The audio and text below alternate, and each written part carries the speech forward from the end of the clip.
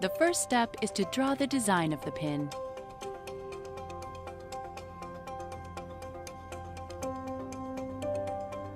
Then, we make a 3D rendering to check the details of the shape. Once the 3D rendering is perfect, we input the design into our die-making computer and prepare to create the mold. We then clean our working table. What you're seeing is a blank mold that we will cut and engrave. Now we're securing the blank mold in its proper position and installing the cutting tool that we will use to carve out the mold. Mold making is an artistic and complicated process. The quality of the mold directly affects the quality of the pin.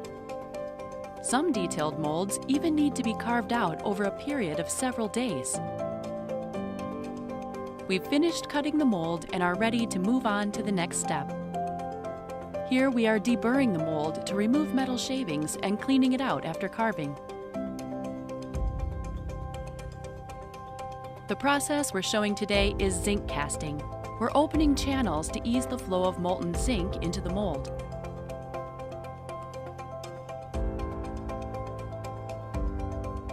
We carefully hand polish the front mold, and it's finished. Here, we're making a back mold for our pin. We use the front and back molds to create a seamless cavity for our molten zinc. Now that the front and back molds are finished, we let them cool off. We securely tighten and align the molds in our gravity casting machine. Once everything is lined up, we engage the equipment and liquid zinc will flow into the mold. Once they're cooled, we can remove the pins. Each one is a miniature handmade work of art. These are the raw zinc pin castings. We deburr and polish each casting to remove sharp edges.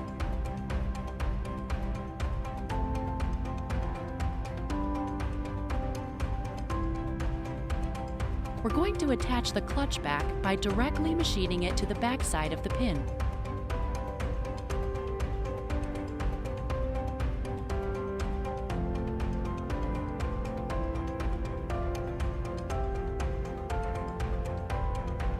Because we like perfection, we're going to polish the pins again. Each pin is polished one by hand. This gives us an additional opportunity to inspect each pin and ensure high quality and design accuracy.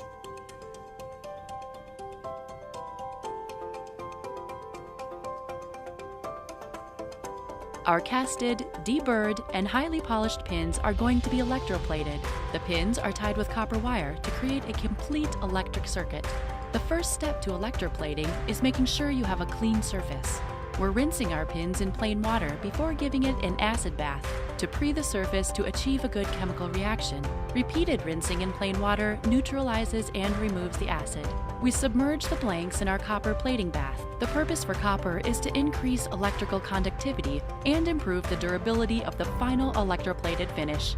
After the copper is plated, we rinse the pin thoroughly. For our second coat, we're going to plate in antique silver. After another series of rinsing, we're going to dip our pins in black plating. After the final plating, you guessed it, we're going to rinse our pins over and over, and then we bake our pin dry in a kiln. After removing the pins from the copper wire, we're going to organize them piece by piece to get them ready for polishing.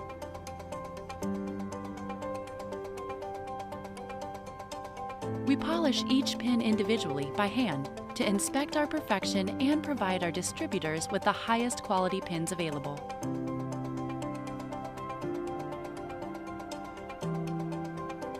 Our pins are now basically complete, but we're going to seal the plating with one last process.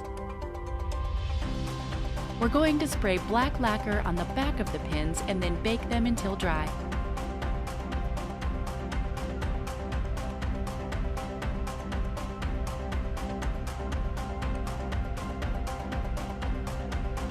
For the front, we'll spray a clear lacquer and then place the pins back into the oven.